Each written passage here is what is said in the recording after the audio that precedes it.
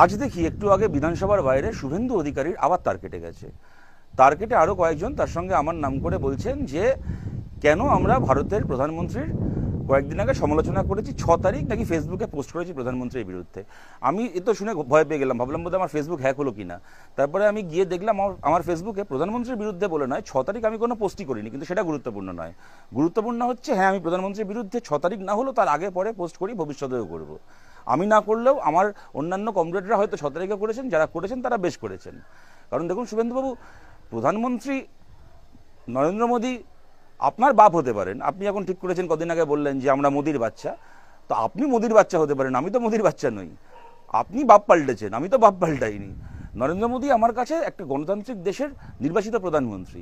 তাকে প্রশ্ন করা, তাকে সমালোচনা করার অধিকার আমার রয়েছে, ঠিক যেরকম এর আগে যখন ডক্টর মনমোহন সিং প্রধানমন্ত্রী ছিলেন, তাকে প্রশ্ন করা, তার সমালোচনা করার অধিকার বিজেপির তৎকালীন নেতাদের ছিল। আপনি জানবেন না, আপনি তখন ছিলেন না বিজেপিতে। তখনকার যারা বিজেপির নেতা তারা মনমোহন সিংয়ের নিন্দা করেছেন, সমালোচনা করেছেন, বেশ করেছেন।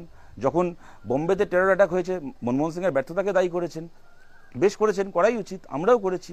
তেমন আমরা এক্ষেত্রেও পহেলগামের ক্ষেত্রে করেছি, ভবিষ্যতেও করব।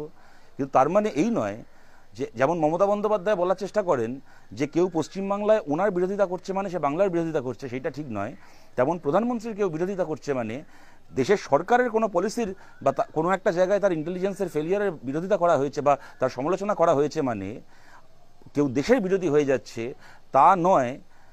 এবং তার সবচেয়ে বড় প্রমাণ, ভারতের প্রতিটা বিরোধী দল, আমি খালি আমার কথা বলবো না বা আমার পার্টির কথা বলবো না, ভারতের প্রতিটা বিরোধী দল একযোগে তার প্রমাণ রেখেছে। পেহেলগামের এই হামলার পরে যখন বিরোধী দলকে নিয়ে বৈঠক ডাকা হয়েছিল, সর্বদলীয় বৈঠক, আপনার প্রধানমন্ত্রী, যাকে আপনি রিসেন্টলি বাপ বানিয়েছেন, প্রধানমন্ত্রী ছিলেন না সেই সর্বদলীয় বৈঠকে।